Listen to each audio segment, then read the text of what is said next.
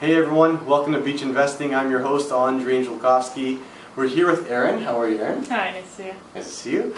What we're going to do today is Erin's going to take us to an architectural tour, right? Yep. Alright, through the East End, Toronto. We're going to take a look at some properties that have certain distinct features of it. And Erin, can you just give us an idea of what we're going to be seeing today?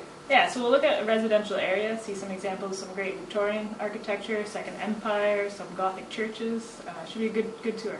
Alright, so if you can give us one typical one that we're going to be seeing that's pretty commonly found in East Toronto, which one would it be? Yeah, probably one of the most common ones you'll see is Victorian style. Victorian style? Both old and some newer builds that are mimicking the style.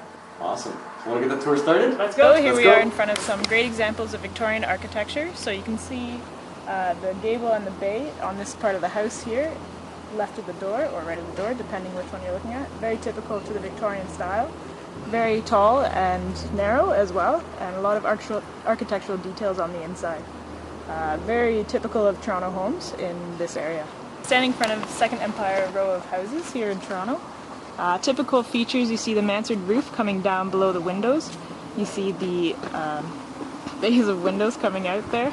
The dormers in the roof line, and then on the front porch, on this one with the green front porch, you see some of the original detail. So great for row housing in the area. Might have started out as some workers' cottages, and very beautiful architecture that you see around Toronto. So we found this unique style house right here. It's Victorian in style with a lot of gingerbread in the peak there that you see. That's very typical for Victorian, very elaborate. Also the stained glass windows.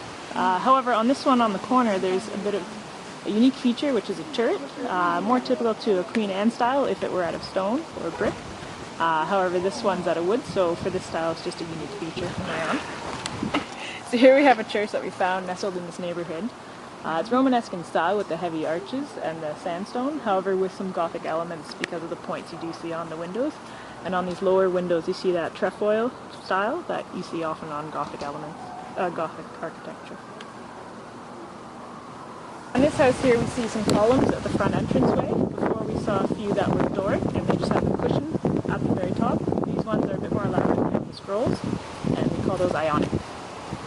So what type is this? Is Greek or Roman? So the front entryway would be Greek with the columns there, and then the whole house itself would be a bit of Georgian Edwardian class. Corner, I would describe. It's probably a store.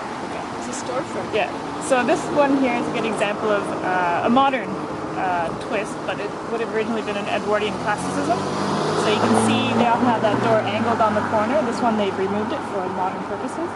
But if you see the detailing in that lighter brick color going around the building, that's a good example. As well as above each window you see some red brick, which is the keystone, which they often emphasize on the Edwardian classicism style.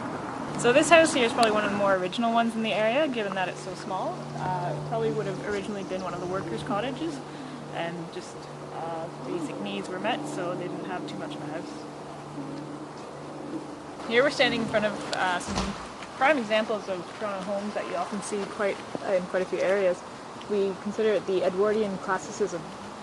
Typically you have that one centered window with that dormer up top, and these ones have been modified. They probably would have originally been a porch, and they're often out of the brick.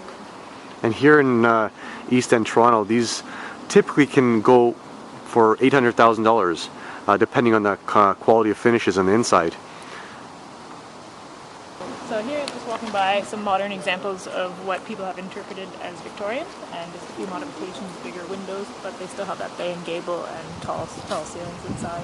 So here's Gargamel's house. Oh, sorry, Erin, whose house is this? What kind of house is this? Yeah, a Second Empire with a few modern modifications like the stained glass window. You can see the mansard roof and that eyebrow dormer. Definitely a Second Empire. So if you want to see what curb appeal can do, here we have a row of houses that are all the same. And then the one that stands out is the one with the beautiful flowers, well-maintained lawn. So if you're coming to buy a house out of this set, I would gravitate definitely to the one with the flowers. So here we have some contemporary building with a lot of glass, very modern inside with the high ceilings, loft areas. We went inside one of these the other week, and it's very evident that they're using light, they're using a very open concept, which you see a lot of today. And each apartment here, or each are about 3 stories high, and they start around 750,000, and they rent anywhere between $3,000 and $4,000 each. We have in this area a lot of warehouse buildings, like this one here, that a lot of people nowadays, since the industry is dead within the building, they're turning into hard lofts. So in this area, you see a lot of original hard lofts. So here we have a new flat iron that is designed after the original one in Toronto, the Edwardian building downtown, flat iron. It's shaped like a pie, and the two actually face each other. And within this building, you see artwork and architectural features that emulate the original one downtown. So, Erin, can you tell us a fun fact? Which flat iron building was built first? The one in Toronto or the one in New York? The one in Toronto beat it out by 4 years. So oh yeah! Thank you again, Erin, for the architectural tour. Thank you very much. Thank you.